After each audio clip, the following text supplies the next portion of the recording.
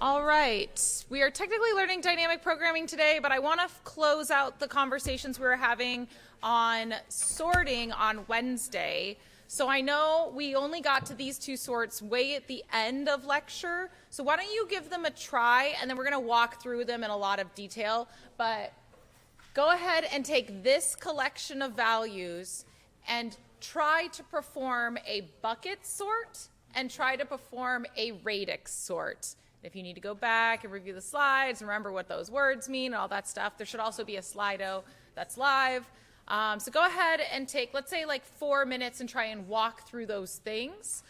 Remember for both of these that you need to have a supplemental structure to store the intermediary work. So you might want to sort of draw out some arrays for your buckets as you move through it. But go ahead, take a few minutes, remind each other how these work, and then we'll come back together and we'll walk through it.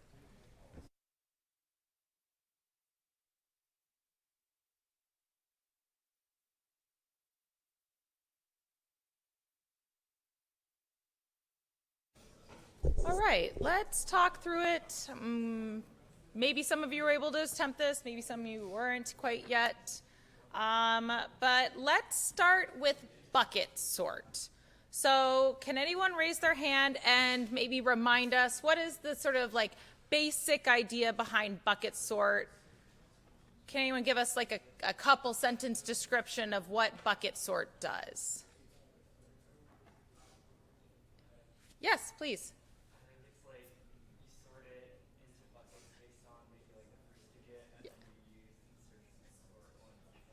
Yes, perfect. So bucket sort is this idea that we're going to take this long collection of values. We are going to run through in a linear time across all the values and split them into buckets. That's what we call the scatter phase. So we scatter them into buckets. Then we loop over the buckets and we call insertion sort on each of the individual buckets because we're hoping that that scatter distributes them pretty well, so we only have a couple items to sort at any given time. So here's what like my intermediary stages look like. So I would see the 7, 6, 2, 5. I'm going to put that into the bucket 7. I'm going to put 5,002 into the bucket 5. I'm going to put 6,746 into the bucket 6, and so on and so forth. So that is a linear runtime. I'm going to refer to the number of buckets as K. And so I made K buckets. In this context, I made 10 buckets, one for each digit, and I bucketed them by the first digit. Then, once they're all in their buckets, you can see my biggest bucket is at most 2 items. So I called insertion sort on each bucket. Since most of them are already sorted because they're a list of 1, or at most I had to sort 2 items, that insertion sort ran in essentially a linear time. So this is how bucket sort gets us linear time sorting for this type of data. Does anyone have any questions on how bucket sort works? Okay, we had more time to talk about bucket on Wednesday. Let's now talk about radix sort. I know that one was super rushed. We were really running out of time. So with radix sort, does anyone remember the basics of that algorithm? Anyone want to raise their hand and give us how that one's supposed to run? It's related to bucket sort. Yes, please.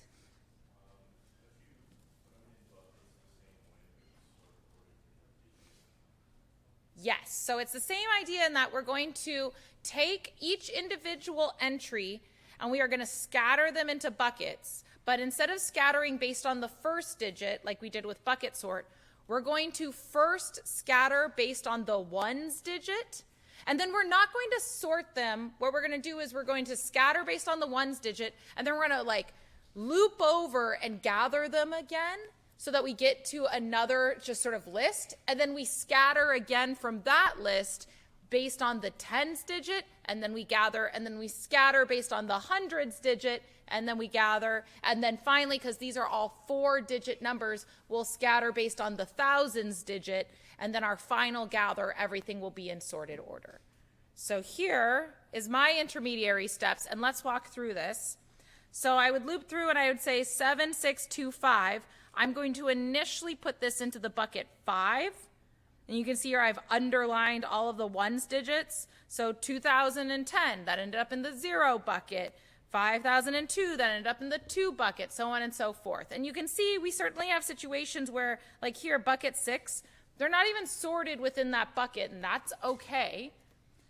Then we would take this and we would gather it into another collection. So I would have, and I didn't have space for the intermediary collection pieces, but after this bucket, my order would be 2010, 5002, 5532, 74.3, 76.25, so on and so forth. So I'm just going to gather starting at bucket 0 and going in order. And then once I have that new ordering, I will scatter again, this time based on the tens bucket. So now 5002 is here in the 0 bucket because that's its tens digit. And I have 7403, that's now here because that's its tens digit, and so on and so forth. And then I would gather again. And so now, like my sort of third step, my third order of things will go 5002, 7403, 2010, 7625, 55, and so on and so forth. Then I would scatter again based on the hundreds, gather, scatter again based on the thousands, gather, and then it's finally in sorted order. Yes? So when do we use radix sort over bucket sort? So radix sort, so first, what is the runtime of radix sort? Anyone? Yes? Is it like n times the number of digits? Okay, yes, you're thinking the right, because each one of these scatter sort of operations, when I go through the whole thing and put it into buckets, that gives me an n runtime. But the gather, you're right, the gather I kind of loop by bucket, and then I go over each of the individual items. Now, if I'm asking you to maintain k and n as separate items, it would be a runtime of O of k plus n per bucket per n. But because these are digits, my k is bounded, because like there's only ever 10k. So I'm going to sort of let n dominate k. So each one of my gather phases also is a linear runtime. So I end up ultimately with a radix runtime of linear. So both of these in this case, to our friend's question, actually end up running in linear time. But now, why would we choose one over the other? So in this particular case, radix is more specialized. Technically, you can run bucket as a comparison sort.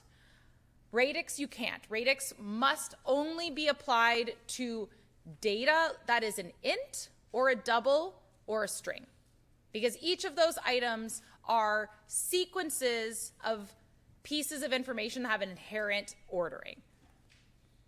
So I don't ever need to call compare to. So radix is just much more sort of niche specialized. Bucket can be a little more genericized for items. Bucket is particularly good and does use sort of like less rotations through, right? We saw like radix took the number of rotations based on the number of digits. Bucket here, like, yeah, you could maybe say there's a little like extra wasted space because I didn't have so many things, but the k value is pretty small. And so the things to think about are like how many iterations through radix am I gonna have to make? If I have a large sequence of values, radix can get pretty expensive even though it's in the linear complexity class. If I'm doing strings or something, it's based on the length of the string. Also, in this context, all of these items were the same length, but if I have a huge differential in the length of things, like if I had a bunch of single digits and then one like 10-digit number or something, I would still have to do the number of rotations, like, or a number sort of like operations through to get to those 10 digits. And so this is a convenient, radix is convenient when you have those items that are all of about the same length. Bucket, length doesn't matter as much because I'm only ever bucketing them one time based on a single value. So I know that wasn't a conclusive answer, but there's some things to think about when you're comparing between radix and bucket. Other questions? Yes? Ooh, is it possible for your radix to be stable? What do we think? Any ideas? And the question with stability is, at any point, do I have to, say, swap things based on the placement of others to make room? Or can I always sort of predictably maintain the order that I put things in? So I think in this case, if you had two identical items that were the exact same value, you could predictably always address them in the same order because they would just keep ending up in the same bucket each time. So I would always get to the one that I put in the bucket first, and as long as I'm putting them in a predictable order in the bucket. If I was like swapping things around and something was bumping or something like that, like with the selection sort situation, not so stable. Or quick, you know, I'm doing that sort of like rotations and things like that, not so stable. Cool. Okay, great. Some announcements. Okay, so exercise 6 is due Monday. Exercise 7, our last exercise, will release on Monday. Now, exercise 7, I will tell you, is entirely auto-graded. It will be, I will say, less analytically challenging than the other ones. It's mostly just because, honestly, I'm about to do that really annoying teacher thing where I spend the last 2 weeks of the class talking about topics that I think are interesting and you should know about. And then everyone's like, but Casey, do I have to know this for the exam? But Casey, do I have to know this for my homework? And then previously I'd be like, no, but isn't the joy of education its own reward? And then I would not see you for the last 2 weeks of class. So I decided here, I'm just going to give you some free points for just showing up or watching the videos. So that's like the goal of exercise 7. So you'll find it's a significant sort of step down in complexity for your last 2 weeks because I anticipate that you are very busy and you are hopefully preparing for the final exam that is a week from today. So we will have class Monday and Wednesday. We're going to talk about the PNP problem, which you could argue is the largest unsolved mystery in computer science. Enticing? Not really, but I think so. Anyway, so come. It won't be on the exam, but we will have exercise 7 questions on it. But we are getting ready for this exam. The wonderful TAs have made a practice exam that will be posted on the course webpage. Thank you, of course. And just as I was showing up here, the wonderful TAs again were like, do you think the students would want a final exam review? Would you go to a final exam review if the TAs hosted it? There's nodding. Okay, great. Yes, there is likely going to be a final exam review, probably in this room, because I've noticed nobody's in this room after us. So we're just going to hang out after lecture on Wednesday. I'll have the TAs make a formal post about that, and they'll probably go over that final practice exam. Does anyone have any questions about the upcoming exam or any other logistical course administrative questions? Are there any questions on the Slido? No? I'll just pop it. Oh, look at it, because I actually, oh, look, there are questions. Oh, here, and let me show results. Congratulations. Yes, that was the correct answer. Forgot to pop it open. Oh, good question. Does each exercise weigh the same in our grade, or are they weighted depending on how many points are available? So traditionally, they are worth the same. I think right now the points are a little varied. I will say that I think exercise 4 and exercise 7 will probably be worth a little less. I need to play with the points, but other than exercise 4 and exercise 7, the rest of them, we will make sure that they are all worth the same amount, regardless of how many points they were assigned. And then scatter and gather, that's just the formal terminology. Scatter meaning take those items and put them into buckets. Gather meaning take them from the buckets and put them back into order. Cool. Okay, great. Great. Okay, I threw this in here, but I feel like we actually just covered this, so you can look over this stuff in your own time. Great. Well, I just wanted to go over any sort of summary. The one thing I didn't get a chance to talk about very much is, like, what does Java actually do? How does Java sort things? So this class is interesting, right, in that I teach you how to run all of these sorting algorithms. I teach you how to implement all of these data structures. But then you go into Java and you're like, but Casey, there's capital A arrays.sort. Am I ever going to have to implement merge sort? But Casey, there's Java has hash map. Do I ever have to implement a hash map? I don't know, but you should understand how they work, okay, under the hood. Everybody has to learn. You can't ignore the rules until you learn them, kind of thing. But you will probably find that unless you end up in a very specific situation, you will not be personally re-implementing these sorting algorithms. But you may find a scenario where you use the sorting algorithm with some adaptations of your own to determine some other piece of information. Similar to the graph algorithms, right? Like, you know, maybe you would implement BFS or DFS, but chances are you're implementing them with a slight change to gather some new information about the graph. But let's go over it and just make sure that we appreciate everything. So we've got what we call the simple sorts, selection and insertion. Their worst case runtime is O of n squared. The distinction between those two is that insertion sort is smart in that if you have an already sorted list, it'll just run through and determine it's already sorted. So its best case is linear, its worst case is n squared. We sort of think of it as like an in practice n squared, though. The difference with a selection sort is that when it sorts something, it lands in its final resting position. So selection sort might be one you want to use if you only need the first n sorted items, the top k items. Selection sort will work for that. Insertion sort wouldn't work. Insertion sort, things aren't sorted until you finish it. And then selection sort's not stable because of the swapping. Insertion sort is stable. Then we've got our n log n comparison sorts. Heap sort, in place, heap sort, oh yeah, because I was doing those things. Heap sort, merge sort, and quick sort. So you will find that merge sort, there is an in-place version, but rarely do people use it.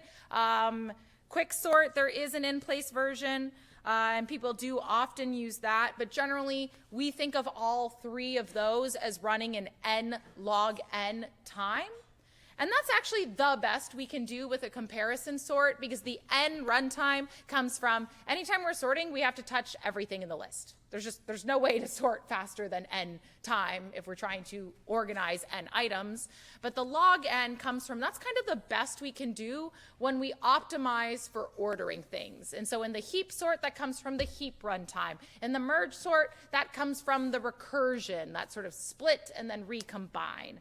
And then quick sort, that comes from, again, that sort of splitting nature that happens as well. And then we finally got to our sort of like more niche, our specialized sorts. We learned bucket and radix. And so those are great situations, but we can't use them in as common a scenario, but we generally think of the in-practice runtime of those being in the linear complexity class. So really great when we can use them. We can't use them all the time, though.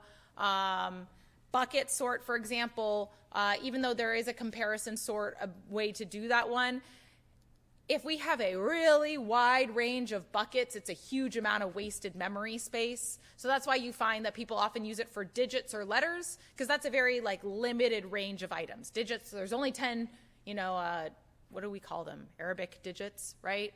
And then with, alphanumeric letters, maybe you're doing ASCII, there's only 128, something like that. So what does Java do? Java technically does a bunch of different things based on the data that you actually give it. So if you have arrays.sort and everything stored in that array is a primitive, it actually uses something called dual pivot quicksort. So remember how the pivot, you would split everything to before the pivot, and everything after the pivot. Dual pivot has, as the name suggests, two pivots.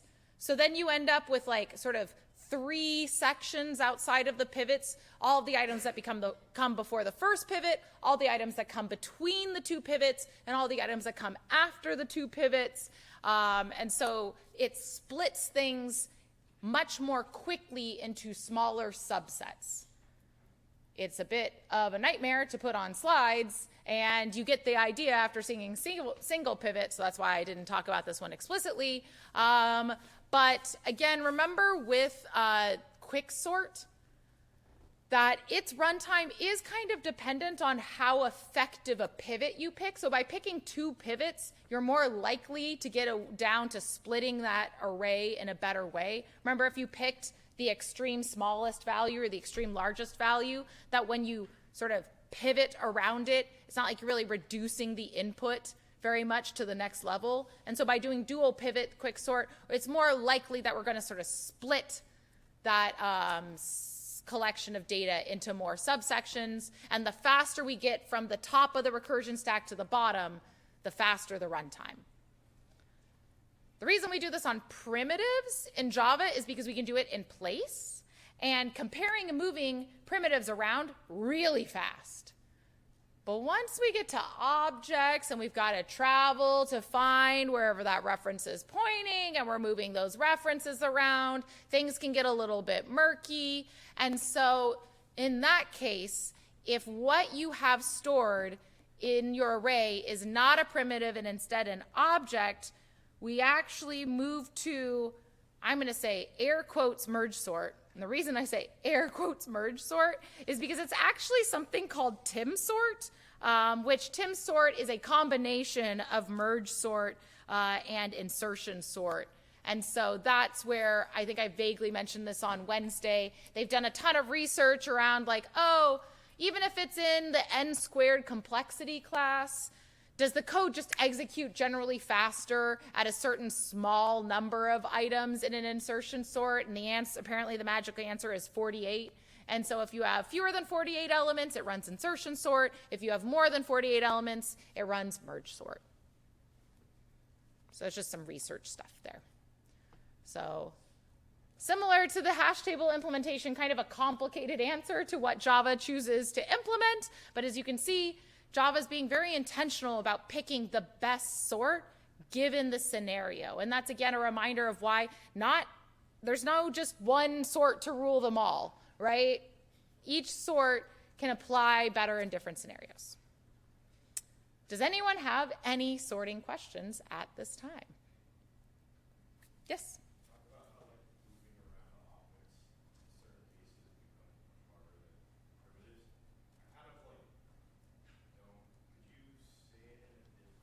Sure. So when we are thinking about sort of swapping and moving objects around, what we're actually moving is the reference. And the reference is actually a memory address.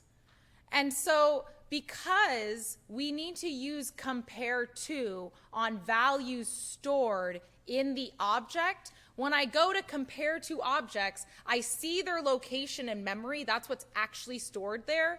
And that is in the assembly code, if you're an electrical engineer, actually an instruction to jump to a different part of your RAM. And so what it means is instead of like looking at my array and just like swapping my ints all around here, I see this location in memory. I've got to travel along my theoretical arrow to somewhere in memory. And then I look into that object, and that object might also not even be contiguous space. So to find the fields and whatever, I might be doing a bunch of like looking around within memory to find it. Then I got to do the same thing for the other object. I find all its information. I finally call compare to, and then I go back up, and then I swap the things. It's still the same complexity class because I'm operating on the same number of inputs, but when I'm thinking about like what's happening inside the memory of the computer, there's so much more going on that the constant factors grow significantly, and that's why you'll find that like interacting with objects, just clock time takes more cycles than interacting with primitives. Sorry if that got really in the weeds. The last week of the class, I will spend an entire lecture just talking about how the memory of the computer actually operates, and we'll get really deep into it, which I love. And you can carry forward. But any other questions about sort? Okay, perfect. I did anticipate that would take this amount of time. Okay, great. We are going to spend the rest of this class, and we will do one example on Monday on our next topic, Dynamic programming. Okay, so I'm not gonna lie, this is one of the newer subjects I've added to this course over the years. The reason I've added this topic to the course is because there's no way for non-majors to learn this otherwise. I realized it's not in any of the other courses. It is an algorithmic technique. Even the majors, it only comes in 421, right? Yeah. But the thing is it's becoming more and more popular in terms of ways that we approach programming, especially in technical interviews. When I was your age, wow, that sounds old. When I was doing my technical interviews, there was no way anyone would have asked me a dynamic programming interview question, but now I would say they're probably popping up in 10 to 15% of interviews. It's got this fancy sounding name, but I promise you I'm gonna walk through and you'll see the sort of intuition behind it. It is pretty, I'll say, basic. So, what is dynamic programming? It is technically an algorithm optimization technique for a specific type of algorithm. An algorithm where the final summation is somehow a summation of smaller subproblems. It's sort of an extension of the divide and conquer. If I can divide and conquer to determine something, then the final result is sort of the summation of all of these smaller pieces. Like if, I break it down into a single box, I can build it back up to my grid of boxes kind of thing. Well, then what if we, instead of just letting recursion run through and calculate all of these independent things, what if I can recognize that instead of recalculating a bunch of subproblems, I can store or specifically calculate the subproblems in an order that I don't have to do so much recalculation. So what this really is a way to sort of remove redundant calculations specifically from recursive algorithms. I'm going to show you what that means. So, typically you start with some type of, quote, brute force recursive solution. So dynamic programming, if you encounter a problem that's recursive and your instinct is to use backtracking, recursive backtracking, especially because let's say you're calculating every possible combination of something, that is a good indication that you might be able to optimize using dynamic programming. So, take a recursive algorithm, find the overlapping subproblems, and instead of just letting the recursion recalculate them, we are going to apply one of the dynamic programming techniques called memoization, not memorization. There's no R. This is annoying, and the English language is nonsense, so I'm sure all of you know. So it is memoization, and what it means is I am just going to store a value from a calculation in some type of structure that I may need to use later instead of recalculating it. Or instead of just storing them and looking them up, maybe I specifically order the way that I calculate these things. I'm going to show you an example, and hopefully it'll be a lot clearer what I mean.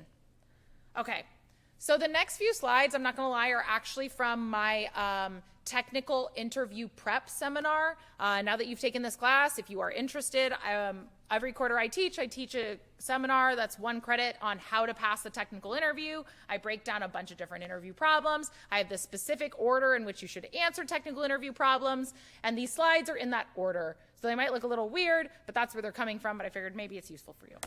Okay, let's say you're given the interview question of program for me Fibonacci's number. Why? Why, computer scientists, are you so obsessed with this problem? I don't know. It's always our example problem. Roll with it. So remember that Fibonacci's number is the summation of the previous 2 Fibonacci numbers. The sort of classic way to solve this is a recursive problem, and you can see even in the definition of Fibonacci, its final solution is the summation of 2 previous solutions. So, sure. So that's an indication to us it could be a good option for dynamic programming. This clarified, this is a slide where, just so you know, now I'm going to say it aloud to you at least once, if you're in a technical interview and somebody gives you a technical interview problem, always ask clarifying questions. There's this really annoying thing that engineers do where they like to intentionally give you not enough information to answer the question because they want to see what assumptions you'll make. I think it's gatekeeping nonsense, and it's a secret requirement, and I hate it. So you should always ask follow-up questions. That's what these slides are. Whatever. Okay, so hopefully we know that the basic solution to Fibonacci is that we just make recursive calls of n and n minus 2. So here is the Fibonacci code in recursion. We have a base case, and then we just got 2 recursive calls. But if we look at the actual recursive calls that are going to be triggered, let's say I call Fibonacci of 5, well, that's going to trigger a call to Fibonacci of 4 and a Fibonacci of 3 that are then in turn going to trigger a bunch of other subsequent recursive calls. But if I look at this tree, everything I have just highlighted will be the second time that I recalculate that particular value of Fibonacci. Because my recursion is going to have a Fibonacci of 4, which will trigger a Fibonacci of 3 and 2, which will trigger 2 and 1, which will trigger 1 and 0. And so it's going to do this thing where it's going to calculate all of these, but then when I come back around and start to recalculate all of these, that's a number that at some point I have already triggered just in the inherent nature of my recursive stack. So I'm redundantly recalculating all of these values. And actually triggering a new method call and going through and finishing and popping it off the recursive stack or the call stack is actually really expensive. So why the heck are we recalculating it? This is the basic idea of dynamic programming. Instead of recalculating things, let's just store them in an array. So before I trigger a new recursive call, let me just check if I've already calculated that thing. And if I have, then I don't need to make that recursive call. If I haven't calculated it, then make that recursive call and put it in my array. So if memo at n is not null, meaning the thing I am currently trying to calculate already exists in this magical supplemental array that I'm going to use, then look, just return it. Don't bother to call a recursion. So fast, so nice, so clean. But otherwise, then you can see this code from here on looks almost identical to my recursive code that I showed you on the previous slide. The only distinction is here, instead of just immediately returning this result, I store it in the memo before I return it. That is kind of it. That is dynamic programming. It's just this idea that instead of recalculating things, store it. There are other approaches to this. I'm going to show you the other ones. But if you literally take nothing else away and you do this in an interview, I'll be like, wow, dynamic programming, you passed the interview. Yeah? Does anyone have any questions on this memoization step? Because like I said, this is sort of the crux of it. Cool. Also, so maybe you could argue that a takeaway from this is like, oh, I do have this extra storage. That's kind of annoying. So that is one negative about this, but keep in mind, because arrays are passed by reference, as long as I make that array before I trigger my recursive stack, I'm actually only ever making one array. I'm not like making a bunch of arrays per recursive call. There's just one supplemental storage of size n. But can we get even trickier? Yes, we can. So what if instead of using recursion to do this, because sorry, but recursion will always be less efficient than iteration because of the constant factors and the time it takes to just spin up a new method. Again, it kind of comes back down to that assembly. Every time I hit a method call, it means jump. And that means I got to go jump somewhere in the RAM and find the message, where that code is stored and load it into my compiler. It's like a whole bunch of complicated stuff. Instead, I can just have a single method call with a loop that just goes through and fills up my array to the point where I need my final number. So this is just a loop instead of a recursive version of Fibonacci that just starts at the beginning. It fills up the 2 base cases at indices 1 and 2. And then I just start at index 3 and I loop until n, filling up that array. It forms exactly the same as the recursion, but now I have eliminated all the recursive calls and have just done it via a singular array that doesn't even need to get returned. So this is actually exceptionally faster than even the previous one. Does anyone have any questions on this? Wait, there's more? Let's see. So the other thing I could also recognize is that in actuality, to calculate Fibonacci, I don't technically need every single Fibonacci leading up to that. I just need the previous two. We've been calculating all of them to get the previous two because I kind of like need the previous two for each of those to get there. But what if I was so clever that I did calculate from the bottom, but I let myself forget everything I don't need as soon as I'm done with it? So previously I was filling up that array all the way from index 1 forward, but it's like as soon as I filled in index 3, I don't need index 1 anymore kind of thing. So here is also an implementation of Fibonacci where you can see I start with 3 variables, and all I do is I just sort of rotate through filling up these 3 variables.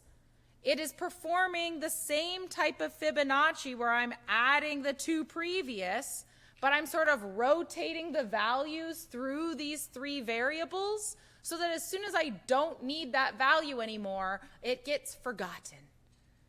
And so now I have a totally iterative solution that technically does not recompute anything and also doesn't even have n supplementary storage because I just let go of the information as soon as I've gotten all the use I need out of it. Pretty clever. Any questions? This is the final form. This is the Charizard. There isn't one after Charizard. That didn't screw me over, right? There's Mega. Is that true? I'm so old. They added a Mega Charizard. 10 years ago? I'm so old. Oh, that hurts. Now I have to go find this creature and put it on this slide. No! Listen. Okay. Once upon a time, I traded 3 holographic Clefairies for my Charizard, and I completed my 150, and then I forgot everything about Pokemon after they added more Pokemon. They ruined it. What? Okay, sorry, Mew. Fine. You're right. I'm sorry. Sorry, eh? Okay. So this is our final form, whatever Pokemon you want to associate it with these days. Oh yeah, this is again more my interview stuff. Now that you've finished it, test it, make sure that it works. But you will see if you clock this actually runs, I think it's like 1/10 the time or something like that of the original one. It's pretty exceptional. If you do LeetCode programming, whenever you go on LeetCode and you submit your solution, they'll time it and compare it to all the other LeetCode solutions. This solution, I think, runs faster than every single other one or something like that. Any questions about this? Cool. Okay. There's another example in here called the staircase problem.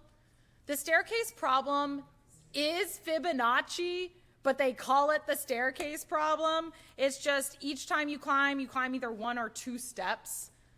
How many ways are you going to climb up a staircase? I don't know. We're just inventing random theoretical problems. But you can see here, this is again, we could do a brute force recursive solution. We could just calculate all permutations. And so we can do the same type of thing with the staircase problem where we have like 3 variables that we sort of rotate through. And there it is. There's sort of like my runtime of the staircase problem. The staircase problem is just Fibonacci with different context around it. So I don't think it's that interesting. But the slides are in here if you want to look at them. Okay. Cool. Now let's talk about some more of these like permutation style dynamic programming problems. Let's talk about the box problem. Okay. So we have a collection of boxes. They have 3 dimensions to them. I hate how hard it is to see dark things on this screen. Dare I turn the lights down more? Will that help? Okay, hang on. Is that it? Oh, that helps. Okay, great. Okay, so here's the box problem. We've got a collection of boxes, and they each have a length, a width, and a height, and we want to find the height of the tallest possible stack, but we can only stack a smaller box on top of a larger box. Otherwise, the thing will fall over. So we kind of care about the foundation of these boxes.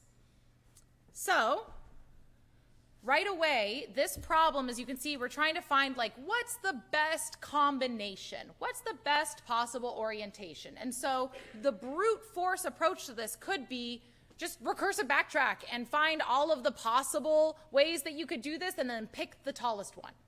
So anytime you find your brain thinking in that, like, oh, just do all the possibilities and then pick the best one, or anytime you're like, well, recursive backtracking could solve that, that should be your spidey sense to tell you could maybe dynamic program this.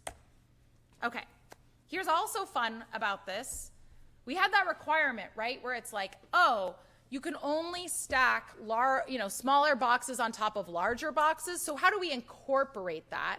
Well, actually, you can use graphs to represent requirements like this. So we could create a DAG, a directed acyclic graph, where you make a node for each box, you make a vertex for each box, and then you add an edge from the box pointing to the item that it could stack on top of.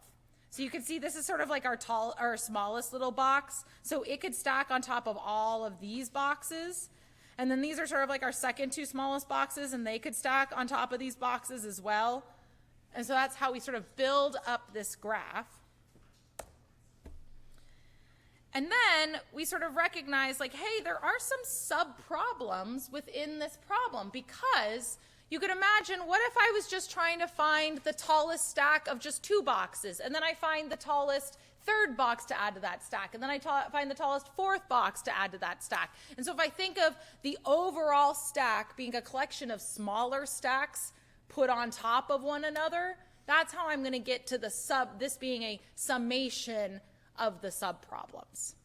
So like, this stack of 3 items is me taking maybe these 2 and realizing that's the tallest stack of 2 items and putting that on top of this 3 here. Then once we find how to do the smaller subproblem, we can figure out how to collect it together into one larger problem. And so then what you can do is you can just find the relationships among the subproblems. There we go. And then we generalize, okay, you can read through all these fun things, blah, blah, blah. And then here's the final implementation of it. I don't want to go too deep into the code. I just like the sort of logic of this. I'll let you recognize how you figure out these pieces. But because you've put it into a DAG, you can run toposort to find the ordering of these items. Then you find the order to consider the boxes to be stacked in. You break it into the subproblem where you start with the smallest item, you order it, you find the tallest height that is the combination of that to stack together, and then you continue to progress through the graph, and that's how you sort of end up with this ordering here. And you might be like, Casey, how does that end up being memoization? Well, you end up with sort of storing the heights in the memo. So in all of your permutations, as you try out the heights of stacking these boxes, the memo can store the heights as you sort of calculate them along. So that's one way to do it. So instead of pre-computing every individual possible combination, starting from the bottom and going through all the things, you start from the top, you calculate, and you store the heights as you go along. That's your memoization. I did not color this. This was not my design choices. But I wanted to talk about this for 5 minutes, and I didn't want to spend 80 hours recreating these slides, so here we are. Yes, I know. but I will let you know. Okay, great. So here's the final solution to it, but that's just sort of an example of the final ideas. I'm going to do one more problem for you here. And again, I'm sorry, I'm going to just sort of give you what I think are the fun optimizing takeaways. This one is a very classic problem, and there's infinite YouTube videos to watch in detailed walkthrough of it. So I'll let you walk those if you want. The knapsack problem actually does come up a lot. But this is a classic computer science problem. And the problem is, imagine you have some collection of objects, and you have some way to carry them. The objects have a value and a weight. You want to maximize the value while still staying within the weight that you can fit in your knapsack. So you can imagine that there's a lot of logical ways that I could take this problem and apply it, where I'm trying to maximize, one value while staying within the boundaries of another value, selecting from a set. So it comes up in a lot of contexts, but we call it the knapsack problem. And so the brute force solution is, again, a recursive backtracking. Just like put one thing in and then recurse. Put another thing in and then recurse. Choose and unchoose, and just try every permutation as long as it still fits in the backpack, and then pick the collection that is the most valuable. But again, if we look at our recursive call stack, we end up with a lot of recomputations. And so remember that when we do recursive backtracking, it's sort of this call stack of like, yes, the thing goes in, or no, the thing doesn't. And so we start and we realize here we have a knapsack, and we try to put in, yes, the item at index 4. And so we reduce the possible capacity by its weight, and we increase our total amount of value that we've calculated. But you can see here that we end up with a lot of recomputation. Boom, there we go. Here is the Memoized solution for it. Again, just instead of recalculating all of those things because of our recursive call stack, we just have a memo. We store the things as we go. We check if the memo is not null before we recalculate it. And if you can see, I'll let you look at this code later. The original code ran in 2 to the n time. This now runs in linear time. That's how effective the dynamic programming memoization ends up being. I'm going to end it there. If you want to get deeper into dynamic programming, like I said, you can watch all of these videos. But hopefully my big takeaway is just don't recompute things you already know. Store that information for later. Great. Thanks so much, everyone. Come back on Monday. We're going to dig into PNP. Yay.